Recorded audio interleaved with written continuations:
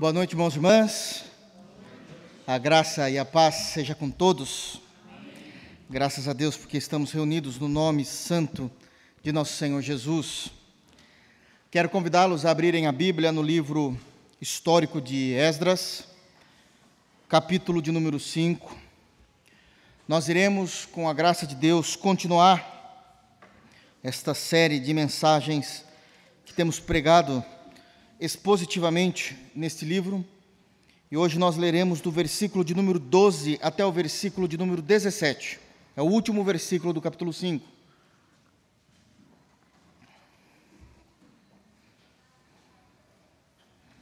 Esdras, capítulo 5, verso 12 a 17.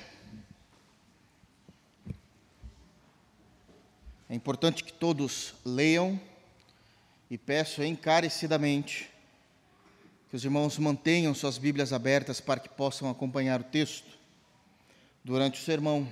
É um sermão expositivo, então nós leremos, explicaremos e aplicaremos o texto. Amém? Todos abriram? Verso de número 12, palavras de Esdras, narrando os fatos que Tatenai e Bozenai levaram ao rei Dário. Diz assim o texto: Mas, depois que nossos pais provocaram a ira, o Deus dos céus, ele os entregou nas mãos de Nabucodonosor, rei da Babilônia, o caldeu, o qual destruiu esta casa e transportou o povo para a Babilônia. Porém, Ciro, rei da Babilônia, no seu primeiro ano, deu ordem para que esta casa de Deus se edificasse. Também os utensílios de ouro e de prata da casa de Deus que Nabucodonosor levara ao templo que estava em Jerusalém e os meteu no templo de Babilônia, o rei Ciro os tirou de lá e foram dados a um homem cujo nome era Sesbazar, a quem nomeara governador.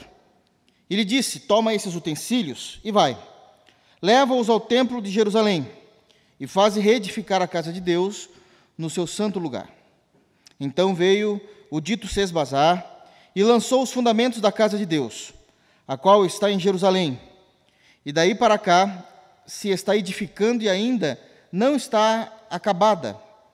Agora, pois, se parece bem ao rei que se busque nos arquivos reais na Babilônia, se é verdade haver uma ordem do rei Ciro para edificar esta casa de Deus em Jerusalém. E sobre isto nos faça o rei saber a sua vontade. Amém. Feche teus olhos, vamos buscar o Senhor em oração. Pai glorioso, é no santo nome de Jesus que, como a tua igreja, nós nos reunimos para culto a ti. Louvamos o teu santo nome, cantamos hinos que glorificam a tua majestade, a tua pessoa, a Trindade, o Deus perfeito. E agora nós iremos te adorar ao ouvir a tua palavra. Nos conduza por teu Espírito, para que possamos aprender mais de ti, entender a teu respeito e viver a partir das verdades bíblicas ensinadas nesse texto. Que o Senhor possa nos orientar por meio do teu Santo Espírito. Sê conosco, Senhor. Trabalhe em nós, nos transforme, e que possamos ser mais parecidos com Jesus diariamente. É essa a nossa oração em Cristo Jesus. Amém.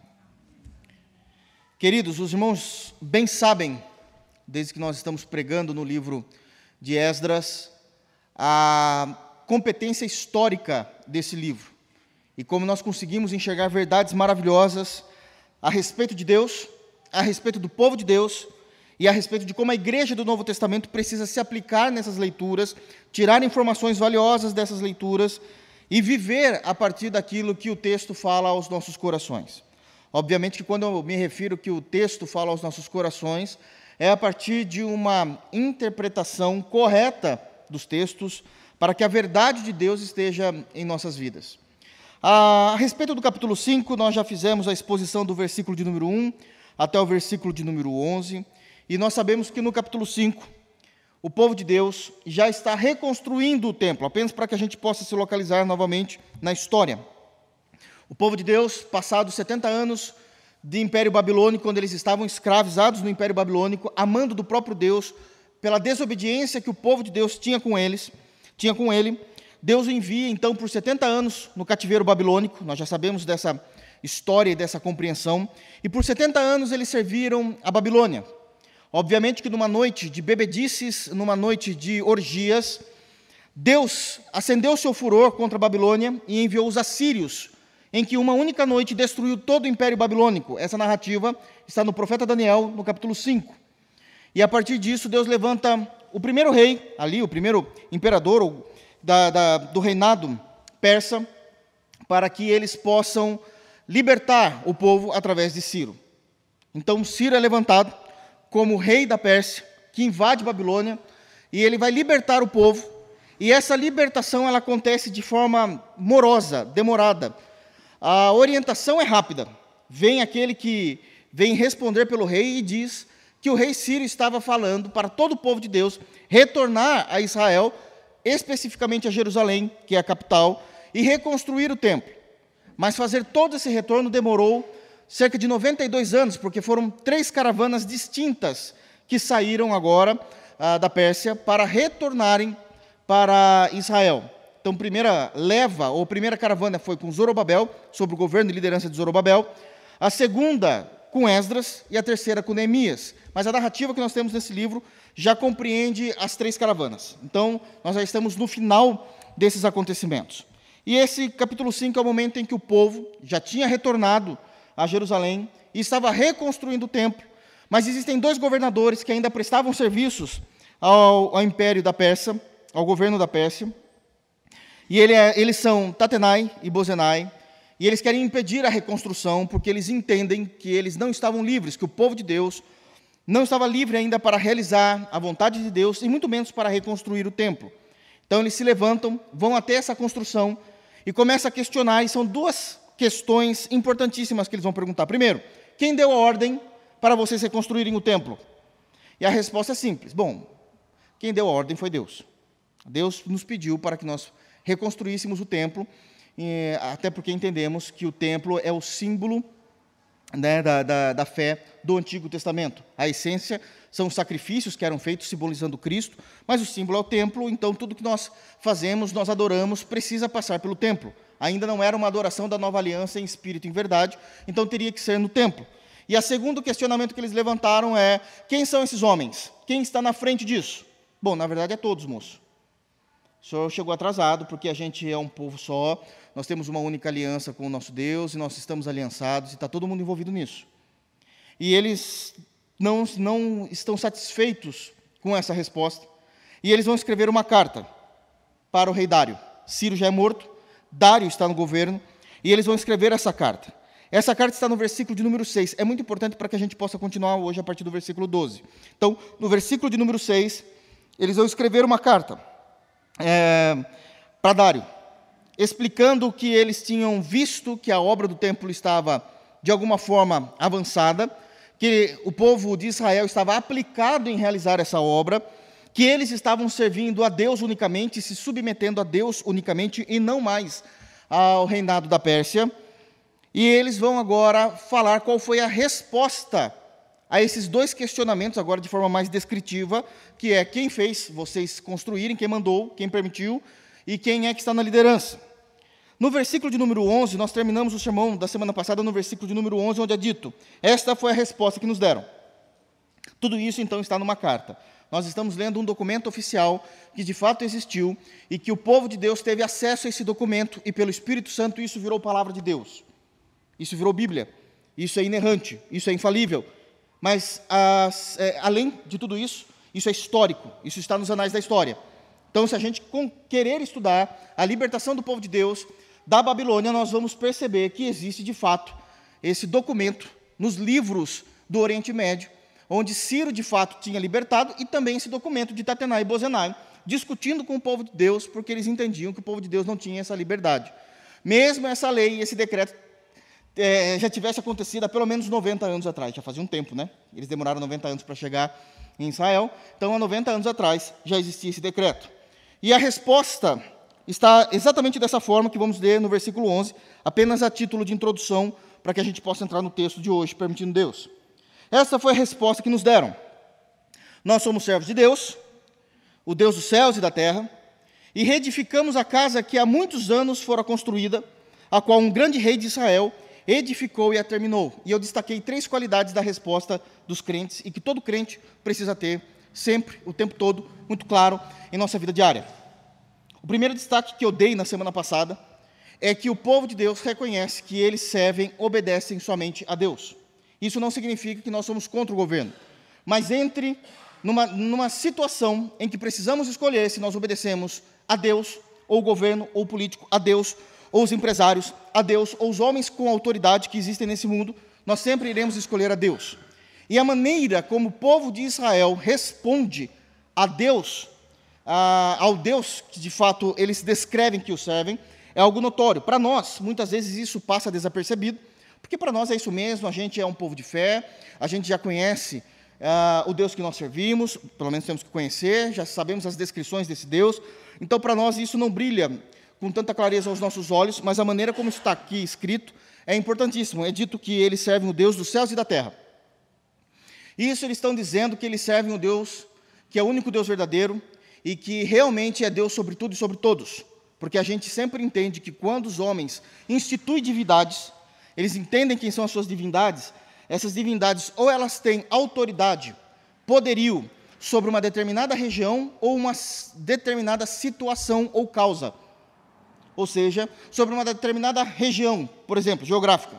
Os deuses babilônicos, de acordo com a fé babilônica, que é uma fé pagã, só tinham autoridade sobre a região babilônica, mas não tinham autoridade sobre a região dos filisteus. Quem tinha autoridade sobre a região dos filisteus era Dagom. Era Dagom. Então, os reis da Babilônia, os deuses da Babilônia, são deuses ali que têm autoridade sobre uma determinada região. Assim como o Dagom é sobre os filisteus. Mas também não manda em nada sobre Israel e também não manda em nada sobre Babilônia ou o Império Persa. Então, é uma região. Ou então, eles são deuses com autoridade sobre uma determinada causa. Eu me lembro de ter citado a Igreja Católica aqui, que trabalha muito bem com esse contexto. Então, talvez vocês não saibam disso, mas na Igreja Católica, se você tem um problema de visão, você procura por Santa Luzia. Ela é a santa, de acordo com a teologia errônea católica, que entende que ela cura os olhos, doenças de visão. Se você quer se casar, você procura Santo Antônio. Mas se você tem causas impossíveis, é São Judas Tadeu. Então, são divindades que têm autoridade sobre situações circunstanciais. Quando o povo de Deus diz que nós servimos o Deus que fez os céus e a terra, está dizendo que o nosso Deus é o único Senhor e que domina sobre tudo e sobre todos. Porque qualquer lugar que você for no nosso planeta e você olhar para cima, há o céu. E se há céu, Deus é rei sobre aquele lugar. Deus é rei sobre aquele lugar.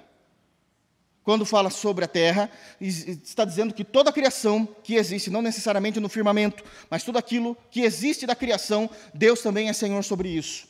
Inclusive sobre os mares, para que não fique literalmente pensando somente sobre o firmamento. Mas aonde há a possibilidade de existência, Deus é Senhor também. Ou seja, Deus desbanca todas as divindades, Ele é o Senhor. Então, quem é que permitiu vocês reconstruírem o templo? Essa é a pergunta de Tatenai e Bozenai. Bom, meu Senhor, foi Deus, o único Deus, o Deus Todo-Poderoso, aquele que criou todo o céu e reina sobre todo o céu e sobre toda a terra. A segunda característica da resposta que nós falamos também, tudo isso foi semana passada, por isso estou falando rápido aqui. A segunda característica da resposta, ele diz também, e reedificamos a casa que há muitos anos fora construída. Uma característica das respostas do povo de Deus é que eles entendem que Deus está restaurando a história. Deus é um Deus em movimento e Ele está restaurando a história de quando Babilônia, em 586, entrou e destruiu o seu povo. Mas agora eles ficaram 70 anos sob cativeiro, mais 92 anos, aí cerca de 90 anos, para a gente poder arredondar 90 anos de todo o retorno dessas 3 caravanas, mas Deus está reconstruindo a história. E por último, a resposta é, o qual um grande rei de Israel edificou e terminou esse templo. Está falando aqui de Salomão, que edificou o glorioso e assuntoso templo de Salomão. O templo de Salomão da Bíblia, não esse falso que existe em São Paulo, mas esse da Bíblia. E ele fez algo maravilhoso. E isso o povo de Deus também consegue entender, que existiram momentos na vida deles em que Deus abençoou com prosperidade, que Deus abençoou com bens, que eles estavam numa terra que manava leite e mel, mas eles não tiveram condições morais, não tiveram maturidade e nem condições espirituais de lidarem com essas bênçãos. Por isso eles perderam tudo isso. É exatamente essa a resposta que eles estão dando. É uma resposta extremamente bíblica e uma resposta de confissão. Assim vai continuar a partir do versículo 12. Amém?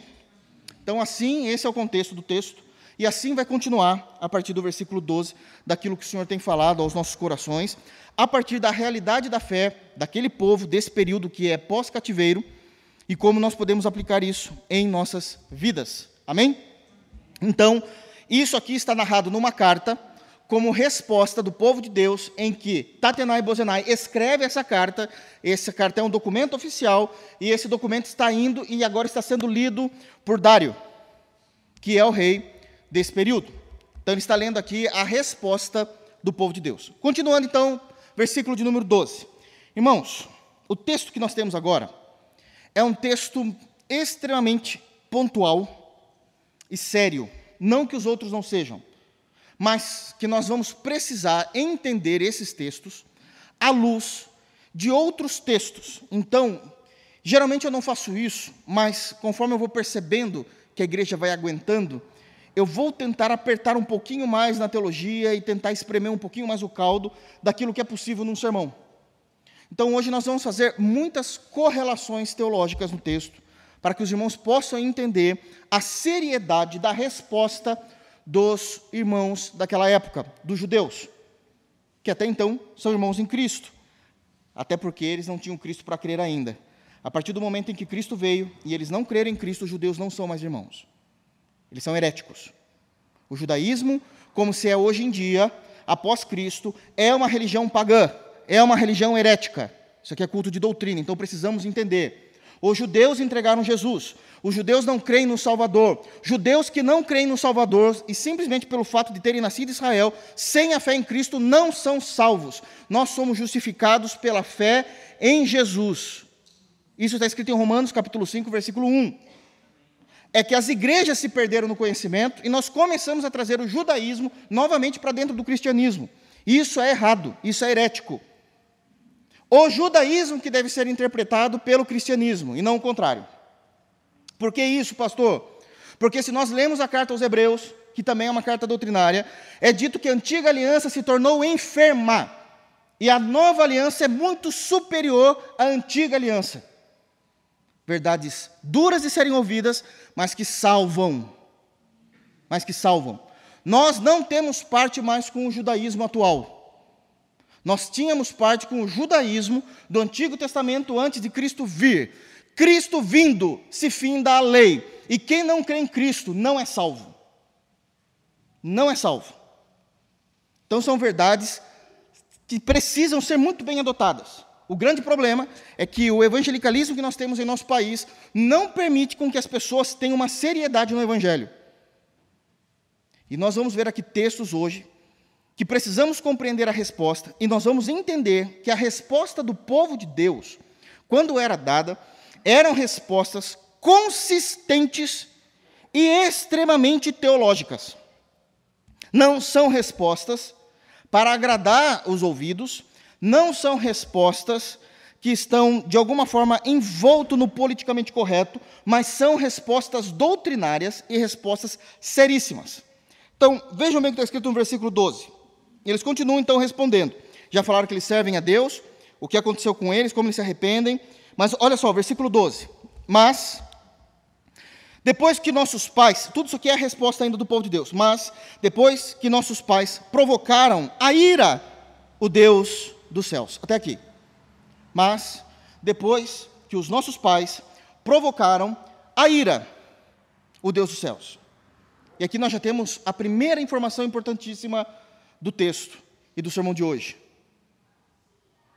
Todo crente em Jesus, todo crente em Deus, reconhece legitimamente os seus pecados e os seus erros. Todo crente em Jesus todo crente em Deus reconhece legitimamente os seus pecados e os seus erros. Deixa eu falar uma coisa para os irmãos. Todo crente um dia já pecou. Todos pecaram. Todo crente um dia já pecou, seja em obras, em ações, em pensamentos. Mas, pastor, eu só pensei, pensamentos também são pecaminosos. Se nós lemos o Salmo 19, o versículo 14, diz que seja o nosso falar e os nossos pensamentos agradáveis a Deus. Paulo diz em Filipenses capítulo 4, versículo 8, que os nossos pensamentos precisam ter honestidade, virtude. Significa que então há pensamentos que são pecaminosos diante de Deus. Os crentes pecam por ações, por falas, por pensamentos, pecam no ouvir, naquilo que ouvem, pecam no falar, pecam no olhar. Todo crente um dia peca. Aliás, todo ser humano vai pecar. Mas o grande ponto é o que ele faz com o seu pecado. Todo crente, por amor a Deus, ele se arrepende em penitência dos seus pecados e apresenta os seus pecados a Deus com o coração quebrantado e sincero em arrependimento diante de Deus. E quando isso acontece, começa a existir a cura e o trabalhar de Deus no coração do indivíduo, do irmão ou da irmã. É exatamente esse o ponto que eles estão dizendo aqui. Mas depois que nossos pais provocaram a ira, o Deus dos céus, os nossos pais pecaram, eram crentes, eles tinham a aliança, eles tinham os profetas, eles tinham a lei de Moisés, e mesmo assim eles desobedeceram. Nós não. Nós somos o povo, a geração que está retornando do cativeiro, reconhecendo os pecados. Nós não queremos mais isso para nós. Mas os nossos pais falharam, não somente em pecar, os nossos pais falharam em não se arrepender. Em não se arrepender. O maior problema que nós podemos ter diante de Deus não é somente o pecado cometido em si, que isso já é uma transgressão. O maior problema é que após pecar não há arrependimento. Mas quando há arrependimento, começa o trabalhar de Deus para que o homem e a mulher de Deus, o irmão ou a irmã, comece a entrar nos trilhos do Evangelho novamente. E uma das passagens mais lindas que nós temos, e aqui eu quero começar a fazer correlações, é que Deus começa a nos purificar e a trabalhar em nós por causa dos nossos pecados, mas como consequência do nosso arrependimento por meio de Jesus e do nosso amor a Deus, porque isso é importante. O conhecimento de Deus é algo que nos traz temor. Isso é bíblico. O conhecimento de Deus nos traz temor a Deus. Mas aquilo que nos impede de pecar todos os dias, conscientemente, desejando o pecado diante de Deus, é a falta de amor que nós temos a Deus. O amor que nós temos por Deus é o impeditivo que nós temos de pecar. Se nós o amamos cumprindo o primeiro mandamento, que é amar a Deus sobre todas as coisas, com todas as nossas forças, com todo o nosso pensamento, com toda a nossa alma, isso impede que nós sejamos pessoas escravizadas do nosso pecado. E quando nós, de alguma forma, vacilamos nos nossos pés e caímos no erro, caímos no pecado, há um arrependimento porque nós ainda amamos a Deus. E nesse arrependimento Deus começa a trabalhar.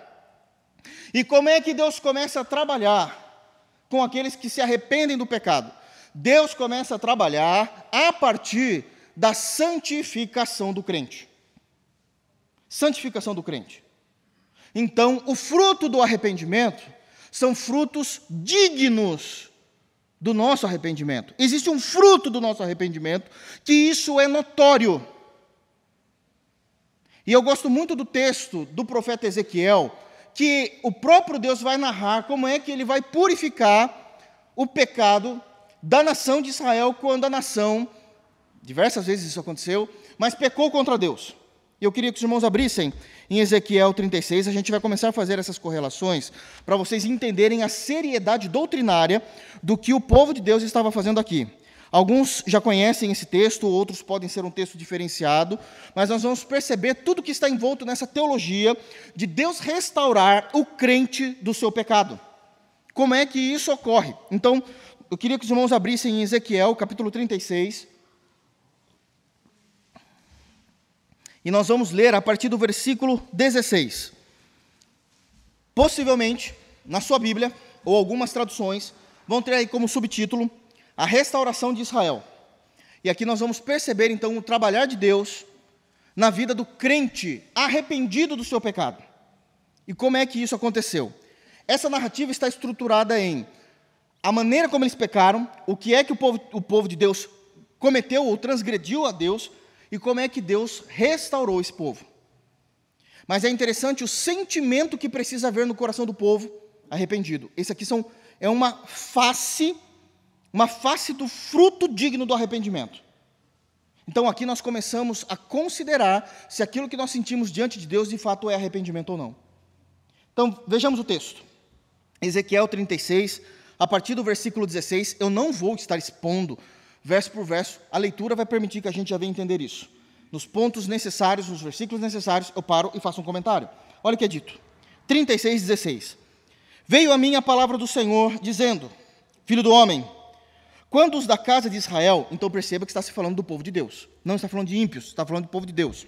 Quando os da casa de Israel habitavam na sua terra, isso é, em Israel, eles a contaminaram com seus caminhos e as suas ações, como a imundícia de uma mulher em sua menstruação, tal era o seu caminho perante mim. Então aqui está dizendo que eles estavam profanando o lugar em que eles viviam, que era exatamente onde eles podiam viver a realidade do pacto que eles tinham com Deus, a aliança que eles tinham com Deus. Derramarei, pois, o meu furor sobre eles por causa do sangue que derramaram sobre a terra e por causa dos seus ídolos com que a contaminaram. Eles se tornaram pessoas violentas, eles machucaram, povo de Deus, machucavam pessoas com suas violências, a ponto de fazer sangue cair sobre a terra, e eles começaram a adorar outros deuses, quebrando o primeiro mandamento. Eles estão em pecado diante de Deus. Qual é a consequência que Deus está fazendo com eles? 19. Espalhei-os entre as nações, e foram derramados pelas terras, segundo os seus caminhos e segundo os seus feitos. Eu os julguei. Percebam aqui que Deus, então, está julgando o seu próprio povo. Tirando o povo da sua terra, espalhando. Se espalha uma nação, a nação fica fraca, não tem mais autoridade, não tem mais poder, se torna escravo. É isso que Deus está trazendo como juízo sobre o seu povo. 20. Mas o homem e a mulher conseguem piorar a situação ainda, né? É impressionante. 20. Enxergando as nações para onde foram, profanaram o meu santo nome, pois deles se dizia, são esses o povo do Senhor? Porém tiveram de sair da terra dele. Eles foram espalhados, e nas nações onde esses povos chegaram, ainda assim, eles ainda pecavam mais contra Deus. Se não for Deus restaurando o coração do crente, nada restaura, irmãos. Eles continuaram profanando, a ponto das pessoas daquelas nações, que não eram crentes, diziam, não são esses os crentes? Não são eles que professam que são servos de Deus? Versículo 21. Mas, olha o conceito do amor de Deus e como trabalhar. Mas tive compaixão do meu santo nome, que a casa de Israel profanou entre as nações para onde foi. A primeira coisa que moveu Deus a restaurar o seu povo, e esse é o grande erro, todo mundo, muitos pregadores pregam, e eu deixo eu falar isso com muito cuidado. Deus nos ama, a gente não tem problema com isso. Isso é bíblico. Deus é amor e Deus ama o seu povo. Deus ama o mundo de tal maneira. Nós sabemos disso. Mas o amor principal de Deus não é para nós. O amor principal de Deus é para Ele mesmo. Nós não somos o centro do coração de Deus, como muitos pastores pregam. Deus não tem necessidade de nós. Deus é perfeito na sua trindade. A trindade se comunica, a trindade se conversa, a trindade se completa. Deus não tem necessidades internas, senão Ele não pode ser Deus. Deus tem que ir para um psicólogo. Deus não tem necessidades internas e Deus não é afetado por situações externas, porque Deus estava sozinho no universo e queria alguém, Ele nos criou. Mentira, Deus nos criou para o louvor da sua glória. Isaías 43, 7. Então o texto é claro em dizer que o motivo primário para Deus vir buscar e resgatar o homem e a mulher foi o amor que Ele teve pelo seu nome. Está no texto. Mas tive compaixão do meu santo nome, que a casa de Israel profanou entre as nações para onde foi. Bom, por que é que nós profanamos e como é que Deus teve amor pelo teu santo nome? Porque Deus fez uma aliança Deus fez um pacto, começando mais claramente, tá? De forma bem superficial agora, porque isso já está em Gênesis 3, mas de uma forma mais clara e oficial, Deus começou uma aliança com Abraão. No capítulo 17, lembra, se separa as partes dos animais, tem um caminho entre eles, Deus faz recair um sono sobre Abraão, Abraão tem uma visão, então, agora nesse sono, mas é a mesma situação. Ele está vendo a mesma coisa antes de dormir, só que agora o mundo espiritual está em trevas, há pecados na atmosfera daquele ambiente da visão, e só Deus passa porque existia aquela aliança do Antigo Testamento que dizia: aconteça com aquele que quebrar essa aliança o que aconteceu com esses animais, serem mortos e despedaçados. E quando Abraão se posiciona para passar, e agora Deus é visível nessa visão através de uma coluna de fogo, se vê uma coluna de fogo ali representando Deus, quando Abraão vai passar, Deus impede, porque só Deus passa essa aliança. Porque Deus sabia que o homem iria pecar, e quando você pecar eu morro, Deus diz. Esse é o nosso Deus. Quando você pecar, eu morro. Eu morro no seu lugar, para manter a aliança. Vocês já entenderam onde a gente vai chegar? Vocês são crentes, vocês já entenderam, pelo amor de Deus. Estou pregando para crentes. Nós vamos chegar em Cristo, o sacrifício perfeito. E essa aliança fez com que Deus mantivesse o seu nome sobre o teu povo, porque existe um pacto. Então o versículo 22 diz: dize, portanto, a casa de Israel: assim diz o Senhor Deus, não é por amor de vós que eu faço isto, ó casa de Israel, mas pelo meu santo nome que profanastes entre as nações, para onde fostes.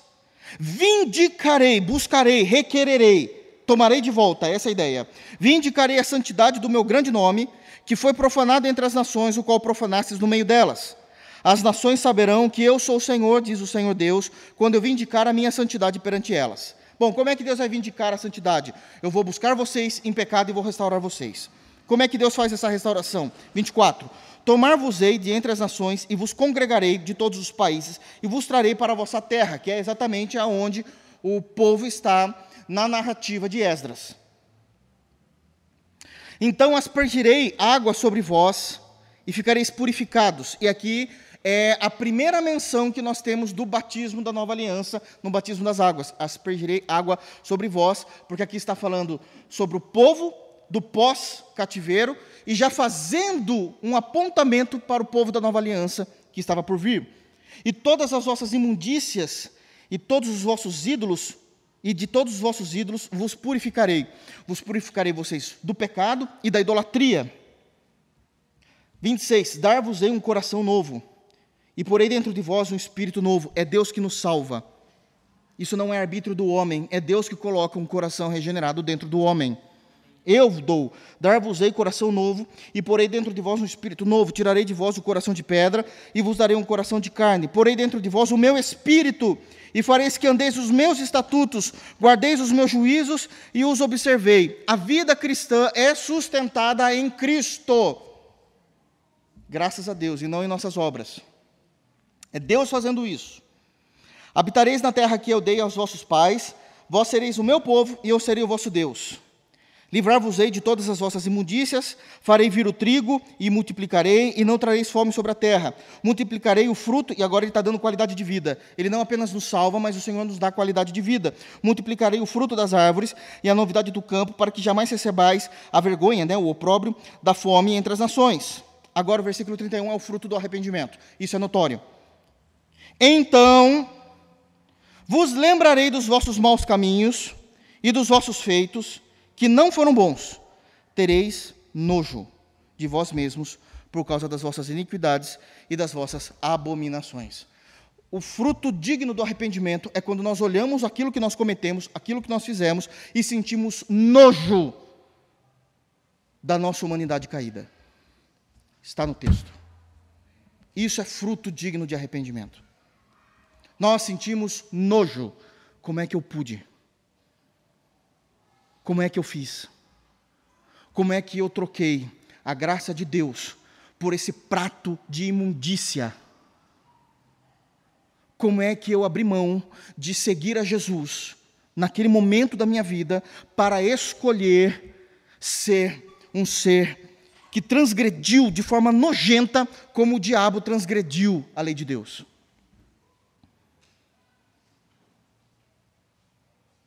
Por isso, que isso deve ser pregado, queridos irmãos.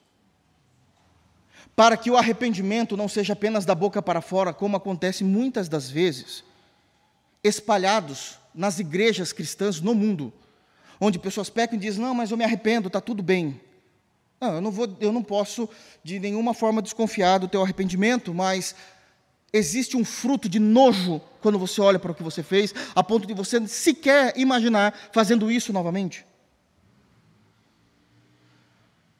Porque você dá nojo em você mesmo. E por isso nós precisamos do sangue de Cristo nos lavando e nos purificando de todo pecado. Então, o que os irmãos do Antigo Testamento estão respondendo para Bozenai e Tatenai, e aquilo que eles estão escrevendo na carta a Dário, tem uma condição teológica profundíssima. Os nossos pais provocaram a ira, o Deus do céu. Eles não sentiram nojo deles mesmos. Eles continuaram nos seus delitos e pecados. Nós não somos assim. Nós não somos assim. Por isso Deus falou conosco, reconstrua o templo. Reconstrua o templo. Conseguem perceber a seriedade? A gente vai continuar. Vamos lá, vamos voltar para Esdras. Em segundo lugar, ainda no versículo de número 12. Nós lemos a primeira parte, vamos ler a segunda parte do versículo. A primeira parte diz, mas depois que nossos pais provocaram a ira, o Deus dos céus. Segunda parte do versículo. Ele quem Deus, os entregou nas mãos de Nabucodonosor, rei da Babilônia, o caldeu, o qual destruiu essa casa e transportou o povo para a Babilônia.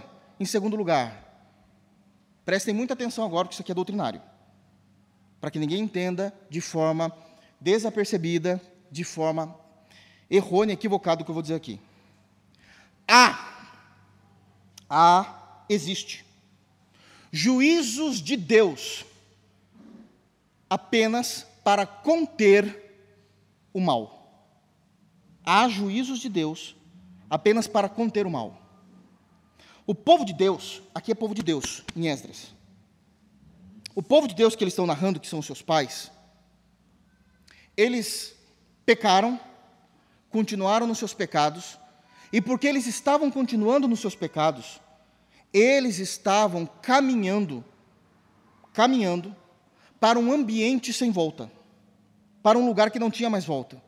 Tamanho era a violência, a idolatria, e estavam se perdendo de tal forma que tudo aquilo que eles poderiam cometer, a partir de então, era só maldade. Só maldade. A gente está falando de povo de Deus. Eu tenho intensificado essa informação para que vocês percebam o como nós precisamos cuidar da nossa santidade diária, da nossa pureza diária. Tudo que eles faziam era só maldade. E Deus precisou trazer juízo sobre eles. Qual é o juízo? Deus fez com que o Império Babilônico entrasse no Reino do Sul, aqui é o Reino do Sul, e levasse o Reino do Sul em 586 a.C. para a Babilônia. E não apenas levasse todo o povo para a Babilônia, mas destruísse todo Israel. Destruir literalmente. Destruiu tudo aquilo que estava construído em Israel, seja tanto na tribo de Judá como em Benjamim, que era a tribo que fazia parte do Reino do Norte, as duas tribos. Então, isso é destruído. E esse juízo de Deus vai durar por 70 anos, que é os 70 anos do cativeiro babilônico que nós conhecemos. O que isso quer dizer?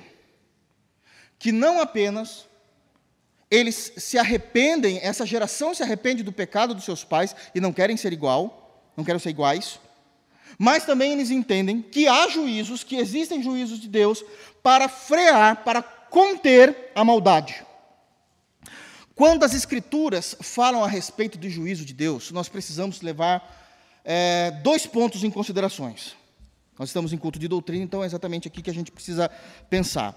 Quando a Bíblia fala de juízo de Deus, nós precisamos levar 2 pontos em consideração. Primeiro, o primeiro juízo de Deus, que a gente precisa levar em consideração, é o extermínio.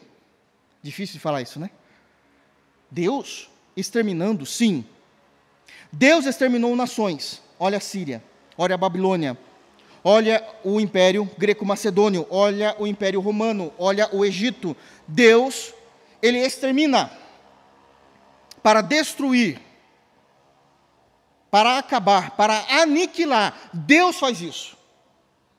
Para que a gente possa entender isso com maior clareza, a gente precisa conhecer quem é Deus, e a gente vai entrar nisso agora. E o segundo destaque que eu queria dizer a respeito do juízo de Deus é que muitas vezes há juízos que são pedagógicos.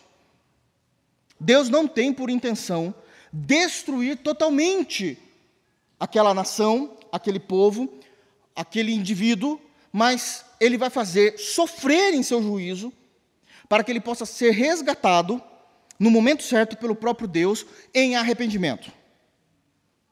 Em arrependimento.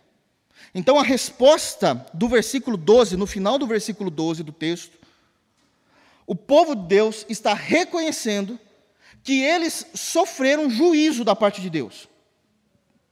E esse juízo, num primeiro momento, foi de forma pedagógica, para que eles pudessem retornar, mas eles entendem que há juízo de Deus, que é para o extermínio, tanto que Deus exterminou a própria Babilônia. Eles não estão mais respondendo ao rei da Babilônia, eles estão respondendo ao rei da Pérsia. Deus destruiu. Mas a gente precisa entender, então, o caráter vingativo de Deus.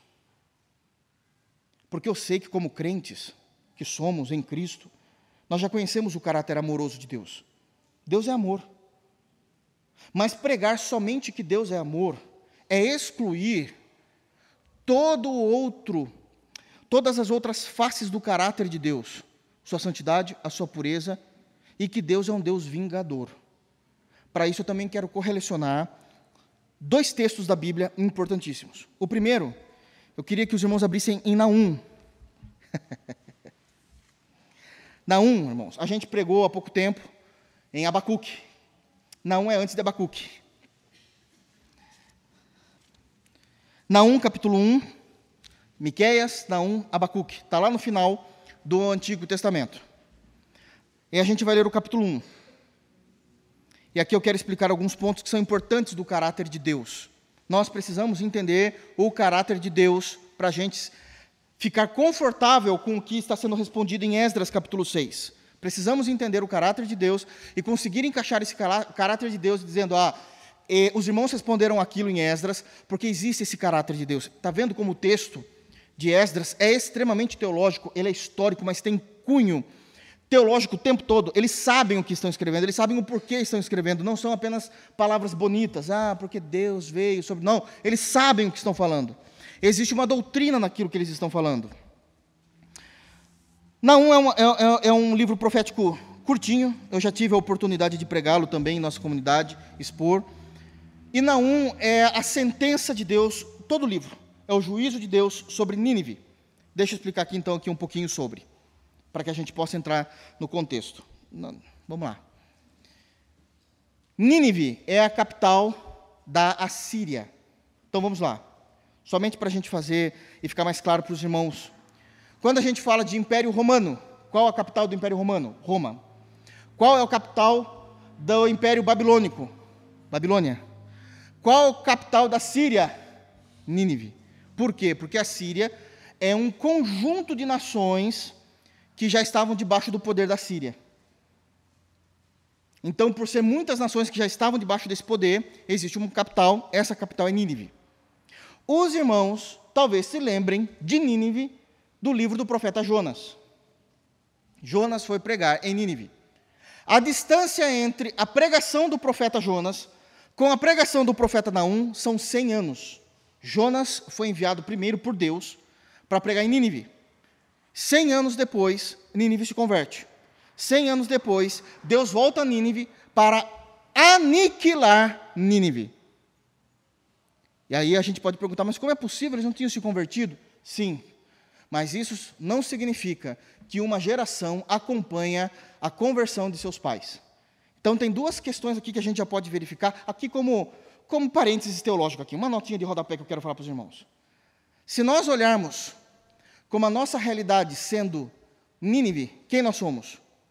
O povo de Jonas, que tinham pais idólatras e se converteram, ou seja, nós somos os convertidos, olhamos para trás, e os nossos pais erraram na maneira que criam, eram idólatras e nós nos convertemos por causa da palavra de Deus, ou nós somos o povo de Naum, que tinham pais crentes, mas os filhos se desviaram, e é essa a realidade que nós temos no livro. Interessante isso. Interessante isso. Então, o profeta Naum é levantado. Jonas tinha pregado, Jonas não queria que Nínive se convertesse, tem toda aquela questão, mas independente desses problemas emocionais do profeta Jonas, ele prega o arrependimento em Nínive. Nínive crê, inclusive o rei de Nínive daquela geração crê, todos da cidade creram, e a cidade não foi destruída. A mensagem do profeta Jonas era clara: 40 dias e Nínive se subverterá, eu vou destruir Nínive. E Nínive se converteu e Deus não destruiu. 100 anos se passaram, é uma geração e meia depois, basicamente, ou só uma geração, se existiu ainda um tempo da antiga geração. Uma geração depois, essa cidade estava totalmente idólatra e difícil de se viver nela diante da vontade de Deus. E Deus levanta o profeta Naum. E como é que começa Nínive? Olha que beleza. Capítulo 1. Sentença contra Nínive, algumas traduções, peso contra Nínive. Todas as vezes que um texto começa com peso ou sentença, significa que vai vir juízo de Deus. Nós vemos isso tanto no Pentateuco, a gente vai ver isso no profeta Malaquias, nós vamos ver isso em Isaías 13, com o juízo sobre o Império Babilônico, em Isaías 19, sobre o juízo do Império Egípcio, peso da palavra de Deus. Então é uma sentença. E começa então assim, eu vou ler e vou explicando de acordo também, para os irmãos entenderem o caráter de Deus. Sentença contra Nínive, livro da visão de Naum, o Ecosita. O Senhor, está falando de Deus Pai, o Senhor é Deus zeloso e vingador. O Senhor é vingador e cheio de ira. O Senhor toma vingança contra os seus adversários e reserva indignação para os seus inimigos. Irmãos, o texto é claro do profeta Naum, que Deus é um Deus de amor, mas Deus é um Deus vingador. E qual é o grande problema que nós temos com a nossa atual geração em explicar e expor esse caráter da face de Deus? É que muitos pregadores escondem o caráter vingativo de Deus. Não pregam Deus em sua completude. É claro que o texto está dizendo que Deus tem duas características. Deus é um Deus zeloso e vingador. Zeloso é que Deus cuida daquilo que é seu. Deixa eu explicar isso em forma mais prática. Você que trabalha incansavelmente para conquistar as coisas nessa vida, que não é tão fácil. E aí quando você conquista aquilo, você cuida. Deus tem esse caráter. Ele é zeloso com aquilo que é dele. Bom, o que é de Deus? Tudo. Teus são os céus, tu é a terra, o mundo, a sua plenitude, tu os criastes. Tu o formastes. Deus é um Deus zeloso. E depois vem a segunda característica. Deus é um Deus vingador. E alguém pode dizer, meu Deus, Deus é vingança. A vingança é ruim. Aonde que a Bíblia diz que a vingança é ruim? Nós precisamos ler a Bíblia com mentes de crentes. Isso me ajuda muito como pastor de vocês. Nós precisamos ler a Bíblia com mente de crentes. A Bíblia não diz que a vingança é ruim. A Bíblia diz que é proibido o homem ser vingativo. São coisas distintas. São coisas distintas. O fato de Deus proibir o homem, a mulher, serem ou terem um caráter vingativo, não significa que a vingança é ruim. Em Romanos, capítulo 12, a partir do versículo 19, é dito, da parte de Paulo, e a gente já está no Novo Testamento, na carta mais teológica do Novo Testamento, em que Paulo diz que nós não podemos agir com vingança, não sejais vingativos, mas guardai tudo isso para a ira. A ira de quem? De Deus. Então, ser vingativo não é algo ruim quando pertence a Deus. Ser vingativo é proibido à humanidade. Pastor, por que é proibido o homem e a mulher serem vingativos? Porque para ter um caráter vingador, ter um caráter vingativo, precisa ser acompanhado de um caráter justo, santo e perfeito. Nós não somos isso. Nós não temos condições de sermos pessoas vingativas, porque iremos vingar a partir das nossas emoções, dos nossos apelos e dos nossos achares a respeito da vida. Deus não sofre essas interrupções. Então nós não podemos ser vingativos, mas Deus é. Está escrito no texto. Deus é zeloso e vingador. O Senhor é vingador e é cheio de ira. Deus é vingador. É dito em Deuteronômio: minha é a vingança, diz o Senhor. Então nós precisamos pensar como crentes. O que é proibido é o homem e a mulher serem vingativos, mas Deus tem condições perfeitas de um caráter para poder ser o vingador. Então, ser vingador é uma coisa boa, porque Deus é bom, diz o versículo 7 do capítulo 1 de Naum. O Senhor é bom. Isso não está contrastando, pastor, com o versículo 2 que fala que Deus é vingador, e no versículo 7 diz que Deus é bom? Não. Deus ser vingador é uma coisa maravilhosa. Porque o caráter vingador, o caráter vingativo de Deus, mantém a pureza, a proteção e a segurança do seu povo. E é exatamente com esse caráter que ele vai destruir Nínive, porque Nínive já estava derramando muito sangue, e uma das maneiras de Deus manter a pureza naquela região era exterminando toda a nação. Deus vingador foi bom porque manteve a pureza, a santidade, a proteção de outros povos. Eu falei que eu estou tentando apertar um pouco mais na doutrina com vocês. Então, Deus ser um Deus vingativo é muito bom.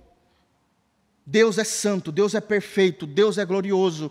E na glória, na perfeição, na pureza, na santidade de Deus, passa o caráter vingativo de Deus. A gente só precisa entender isso em questões bíblicas e não a partir da nossa consciência de século 21, do Ocidente, do país Brasil, que não vai pensar da mesma forma que a Bíblia nos está trazendo as informações, que é um texto antigo, 500, 600 anos antes de Cristo, no caso de Naum, e também de Esdras.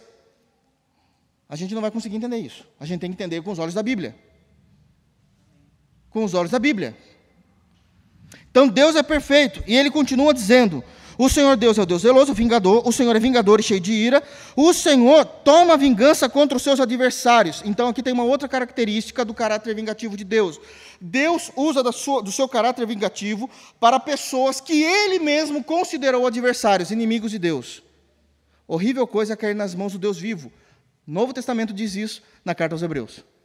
Está falando a mesma coisa, só que com outras palavras. Quer antiga aliança, quer nova aliança, está dizendo a mesma coisa. Horrível coisa é cair nas mãos do Deus vivo. E ele continua dizendo: e reserva indignação para os seus inimigos. Qual crente que nunca pensou o seguinte: por que Deus não mata logo? Por que Deus permitiu? Por que Deus não faz justiça agora? A primeira resposta é: porque você não é Deus. Porque eu não sou Deus. A gente não tem condições de ser justos. Nós tomaríamos a atitude na hora. Deus sabe o momento em que Ele quer tomar atitude. Ele está, de alguma forma, guardando, reservando a sua ira, a sua indignação para o momento em que Ele decidir. Aqui já fica claro a nossa distância de maturidade para quem nós somos como criaturas diante do Criador. Ele está reservando isso para um dia específico. E esse dia Ele não precisa revelar a nós. Isso é doutrina. Então nós não temos mais o porquê dizer por que Deus não fez isso. Porque Deus é vingador, Deus é zeloso, e Ele está reservando a sua vingança para o dia que lhe apraz. Mas o versículo 3 mostra que a vingança de Deus, ela é graciosa. Você fala: mas como pode isso, pastor? Como que a vingança de Deus pode ser graciosa, amorosa, benigna?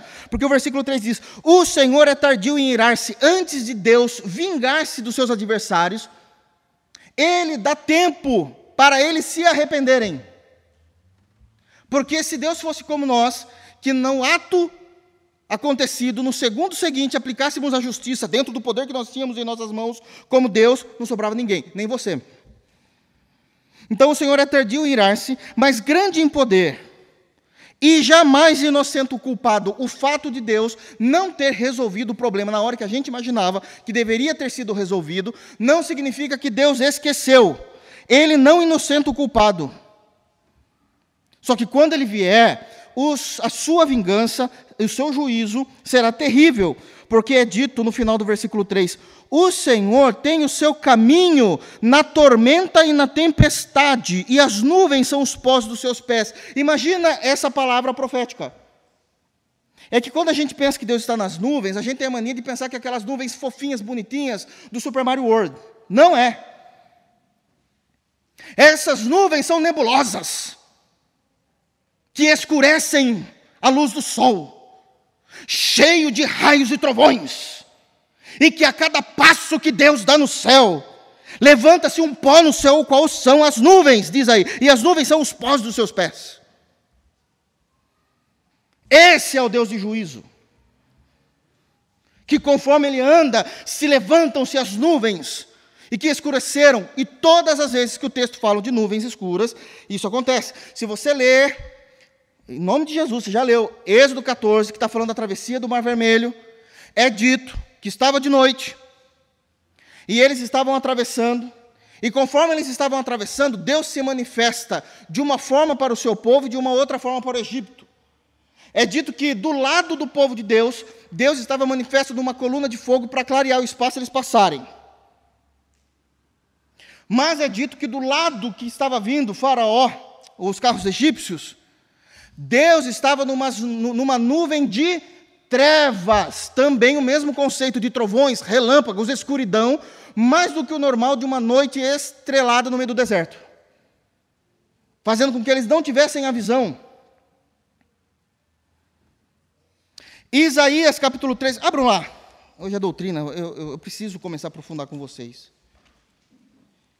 Se os irmãos abrirem no livro do profeta Isaías, se não der tempo da gente terminar todo o texto, a gente deixa para outro dia, irmãos. Isaías, capítulo 13, profecia contra a Babilônia. Por favor, abram Isaías, capítulo 13. Abriram? É muito importante que todos leiam. Isaías 13 está falando da profecia contra a Babilônia. Quando a Babilônia seria destruída, isso já acontece em Daniel capítulo 5. Então, sentença que, numa visão, recebeu Isaías, filho de Amós, contra a Babilônia. Versículo de número 9. 9 e 10, por favor. Versículo de número 9 do capítulo 13. Eis que vem o dia do Senhor, dia cruel, com ira e ardente furor, para converter a terra em assolação. Essa terra é a região da Babilônia, irmãos, não é a terra toda. Da assolação, e dela destruir os pecadores, porque as estrelas e constelações dos céus não darão a sua luz. O sol, logo ao nascer, se escurecerá, e a lua não fará resplandecer a sua luz. De novo, um conceito de Deus vindo nas nuvens, e essas nuvens sobrecarregadas de tormento, tempestades, raios e trovões. Não são nuvens bonitinhas, branquinhas, que você fala, olha, parece um coelhinho. É seríssimo o juízo de Deus. É seríssimo. E Deus fez isso com o seu povo em Esdras. Se os irmãos forem para Isaías 19, vamos ver aqui juntos. Isso mesmo, profecia contra o Egito.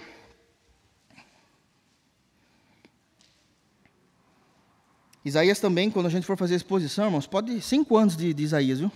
Eu vou avisando. 66 capítulos. Até eu fiquei sem fôlego agora aqui, ó. Isaías 19. Olha o que é dito. Verso 1. Sentença contra o Egito.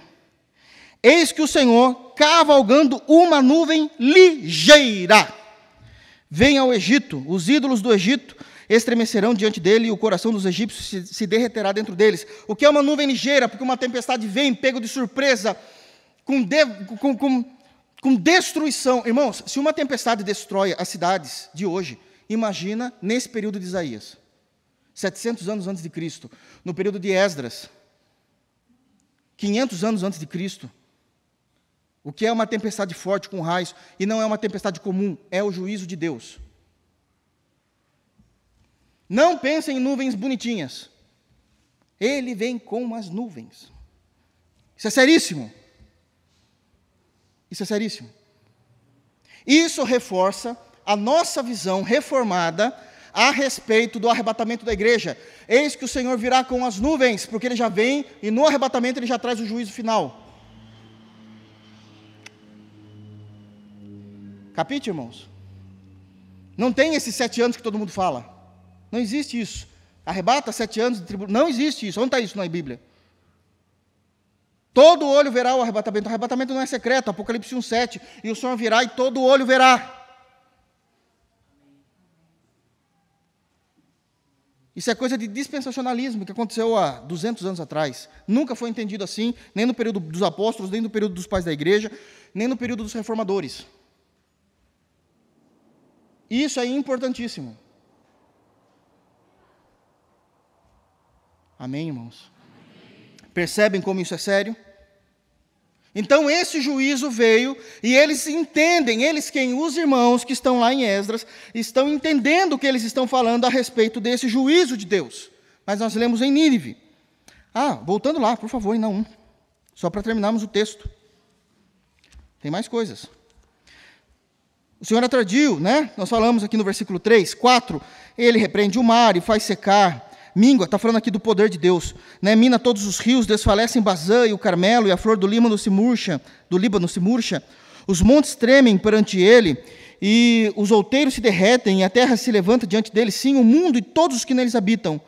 Quem pode suportar a sua indignação? E quem subsistirá diante do furor da sua ira? A sua cólera se derrama como fogo, e as rochas são por ele demolidas, mas há esperança para o povo de Deus. Versículo 7, o Senhor é bom, é fortaleza no dia da angústia, conhece os que nele se refugiam.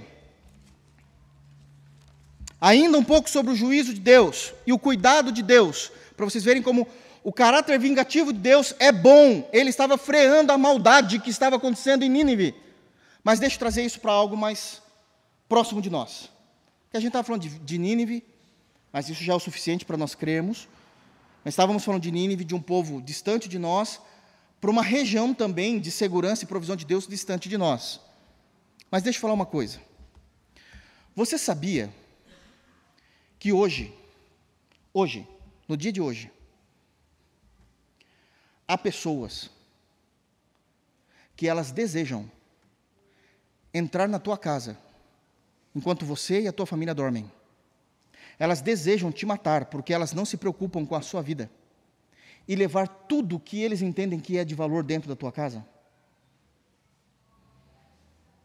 É que como nós somos crentes, nem passa isso na nossa cabeça. A gente é salvo, redimido pelo glorioso sangue de Jesus. A paz de Deus em nossos corações. Mas há pessoas que elas fariam o que fosse necessário para entrarem na tua casa, na minha casa, enquanto estivéssemos dormindo, nos matariam tranquilamente no coração delas, e levariam tudo o que eles pudessem durante a noite, tudo aquilo que para eles tem valor. E sabe por que isso não acontece? Porque Deus é vingador. Deus quebra essas pessoas. Vocês querem ler Salmos? Vamos ver uma poesia bonitinha? Salmos 3. Salmos 3 diz isso. Salmos 3 diz isso. Olha a realidade de Davi. Na verdade, Salmos 3 faz parte da primeira parte do saltério, do Salmos 1 a 41. A maioria foi escrito por Davi. Olha o que é dito, a grande maioria quase, foi escrito por Davi. E olha o que Davi vai dizer aqui no Salmos 3. Leiam exatamente o que o texto diz, para que a gente não tire florzinhas do texto. Aqui é sério o que Davi está dizendo. É um cântico que Davi está cantando em adoração a Deus. Olha o que ele está cantando para Deus. Salmos é um hino, os irmãos sabem disso. Olha o que ele está cantando. Senhor, posso ler? Verso 1 de Salmos 3. Senhor, como tem crescido o número dos meus adversários. Esses adversários, irmãos, não são demônios. Não, ele não está falando de questões espirituais. Ele é rei e existem homens que odeiam o reinado de Davi. Ele tem inimigos políticos. E esses inimigos estão crescendo. Você ter inimigo político, irmão, é terrível. Porque o tempo todo você está correndo perigo de morte. A gente sabe como a política é suja muitas vezes. Ele diz, são numerosos os que se levantam contra mim. São muitos os que dizem de mim, não há em Deus salvação para ele. Não está falando de salvação em Cristo, irmãos. Deus não dá segurança a Davi. O que a gente pode fazer, nem Deus segura.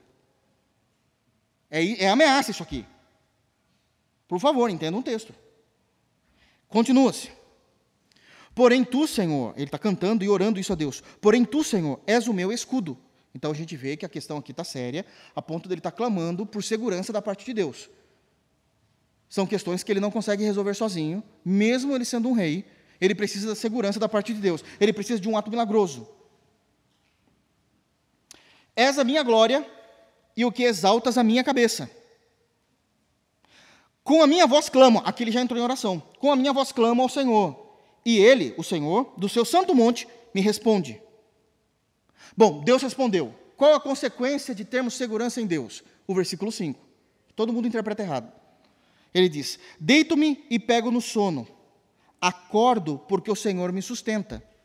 Ele, sabendo da segurança que ele tem em Deus, ele consegue dormir e pegar no sono, e que ele acorda no alvorecer do outro dia, porque Deus o sustentou. Esse sustentar de Deus não é somente no sentido de que Deus deu o ar que ele respira durante a noite, fez o pulmão dele trabalhar involuntariamente enquanto ele dormia, com os movimentos involuntários do corpo humano. Não é somente isso.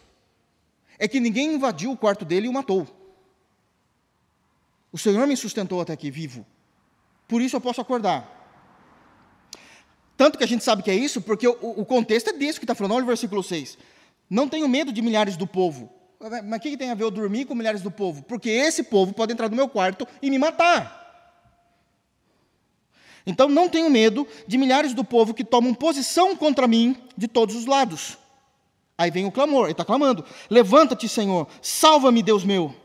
E aí ele fala o que Deus fez com esses adversários. Pois feres nos queixos a todos os meus inimigos e aos ímpios quebra os dentes. Deus quebrou esses homens. Deus fez com que existisse uma... É muito difícil falar isso, porque eu tenho que explicar tudo depois, né? Mas Deus fez que existissem situações em que esses homens sofreram violência e foram quebrados a mandíbula desses homens e os dentes foram quebrados. E isso os impediu de que esses homens entrassem e matassem Davi. Porque Deus é vingador. Se não fosse Deus trazendo juízo sobre esses homens maus teriam matado Davi. O juízo de Deus impede a proliferação da maldade.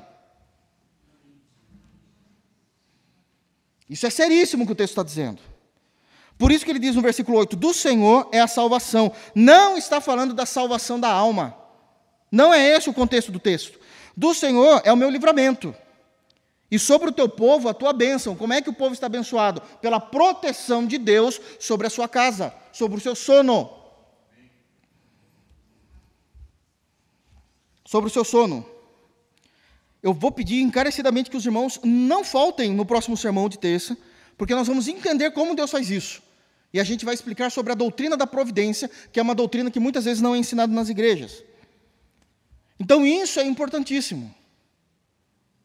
A maneira como... A gente está no versículo 12 ainda, né? Não sei porque eu faço isso, mas... Então, isso é bíblico, irmãos. Nós não vamos terminar hoje, a gente já sabe disso. Mas isso é glorioso.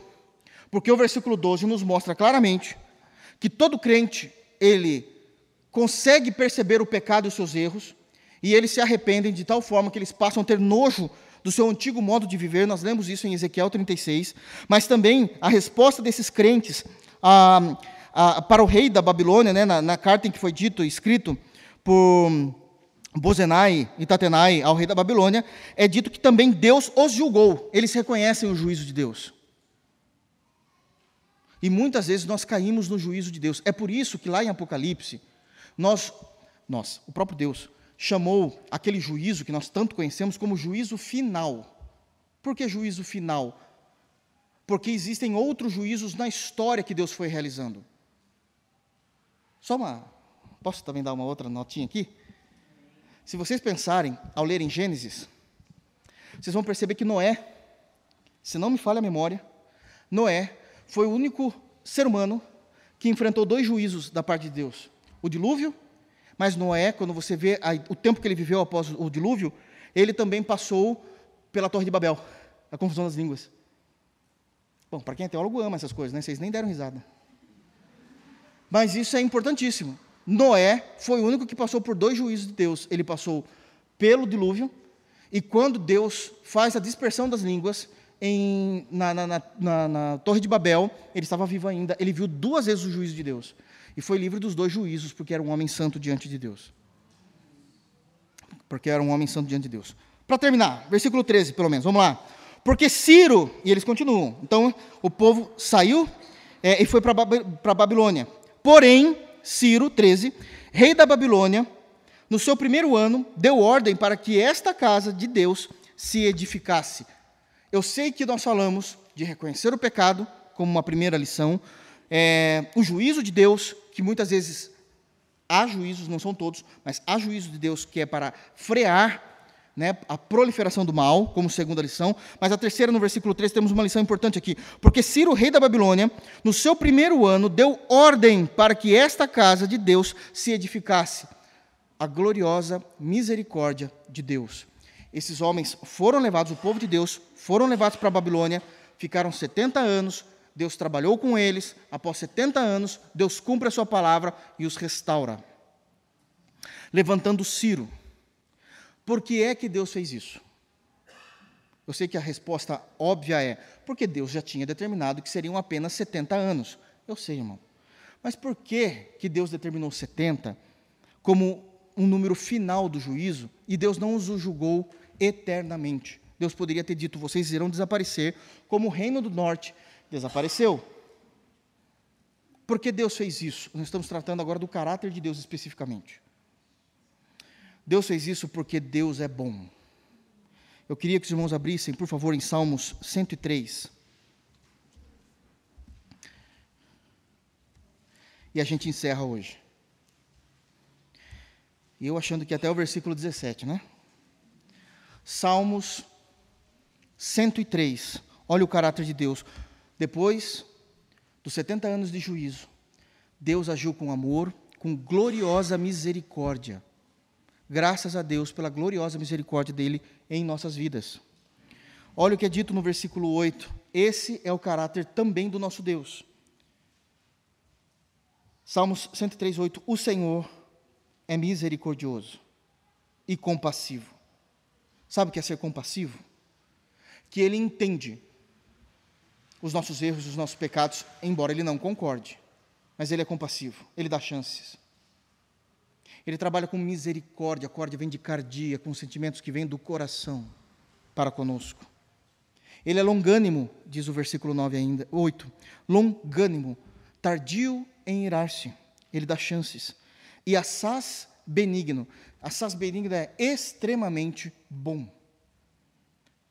9. Não repreende perpetuamente, nem conserva para sempre a sua ira. Deus nos amou, e por Ele ter nos amado, Deus nos colocou em seu pacto, em sua aliança. Louvado seja Deus. Porque embora há erros terríveis em nós, embora Ele não concorde com os nossos erros, o Senhor vai nos repreender, mas a repreensão de Deus sobre os justos, não é uma repreensão perpétua, porque Ele não vai conservar a sua ira para sempre. Deus seja louvado. Amém? Que Deus nos abençoe em Cristo Jesus e que possamos continuar aprendendo mais do Senhor. Vamos ficar de pé?